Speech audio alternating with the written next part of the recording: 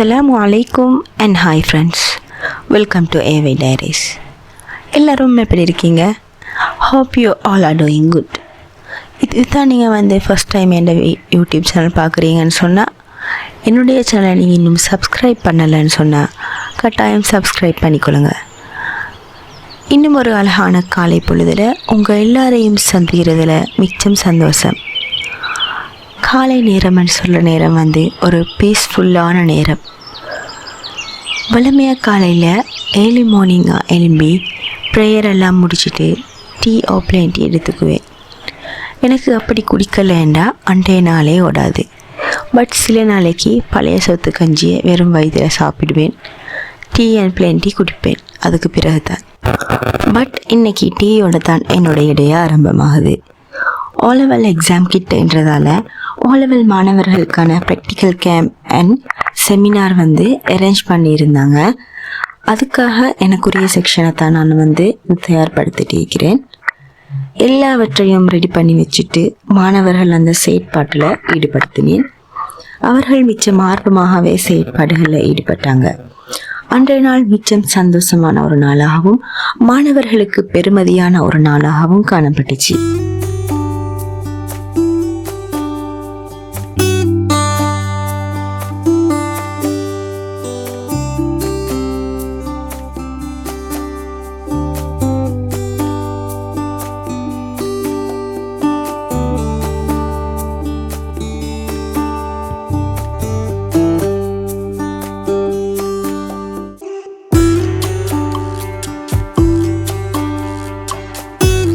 Next day Saturday.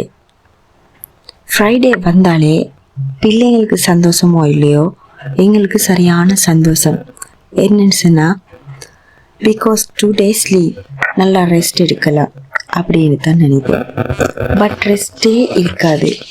அந்த 2 days தான் dress வாஷிங்காக இருக்கட்டும், ஹோம் டீப் கிளீனிங்காக இருக்கட்டும், அது போன்ற முக்கியமான வேலைகள் எல்லாத்தையும் அந்த 2 daysக்குள்ளே தான் செய்வோம். எல்லா வீட்டு வேலையும் இழுத்து போட்டுக்கிட்டு செய்கிற தான் அந்த 2 நாளும். சாட்டர்டே மார்னிங் பிளேன் டீயோட பிரேக்ஃபாஸ்ட்டையும் எடுத்துகிட்டு வீட்டு வேலைகள் எல்லாத்தையும் காலையிலேயே முடிச்சிட்டேன். பிகாஸ் பகலைக்கு எக்ஸாம் ஒன்று அட்டென்ட் பண்ண போகணும். ஸோ அங்கே போய் அதையும் முடிச்சுட்டு அங்கேயே லஞ்சையும் எடுத்துக்கிட்டு வந்தேன். அன்னைக்கு நாள் மிச்சமே பிஸியான ஒரு நாளாக போணுச்சு.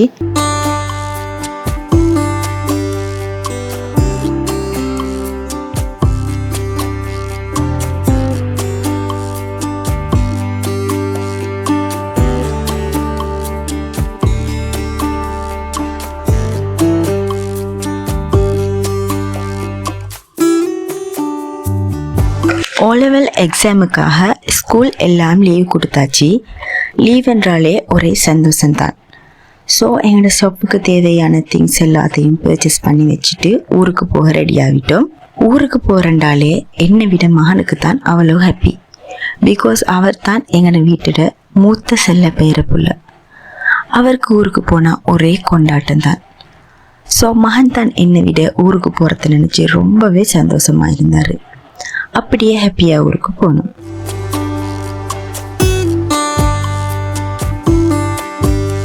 ஊரில் ஆனுவல் ஸ்போர்ட் மீட் நடந்துட்டு இருந்துச்சு. ஸோ அதை எல்லாத்தையும் சந்தோஷமாக கண்டுகளித்தோம். அந்த ஸ்போர்ட்ஸ் மீட் ஈவெண்ட்டை பார்க்கும்போது உண்மையிலேயே என்னுடைய பாடசாலை நாட்கள் தான் கண் முன்னால் போச்சு. சிறு வயதில் பாடசாலை நாட்கள் என்று சொல்கிறது மிச்சமே மகிழ்ச்சியான ஒரு காலப்பகுதி தான். மனசில் எந்தவித கவலைகளோ பாரங்களோ இன்றி வண்ண வண்ண பட்டாம்பூச்சிகளாக சிறகடித்து குதூகலமாக துள்ளித்திருந்த நாட்கள் அப்படியே கண் முன்னால் போனேன். நான் அந்த நாட்களை ரொம்பவே மிஸ் பண்ணுறேன். நீங்கள்லாம் யார் அந்த பியூட்டிஃபுல்லான பாடசாலை நாட்களை மிஸ் பண்ணுறீங்கன்னு சொல்லி கீழே கமெண்ட் பண்ணுங்கள். ஹஸ்பண்ட ஊர் ரத்தபுர காவத்தை அங்கே தான் நாங்கள் இருக்கிறேன். அங்கே பீச் இல்லை.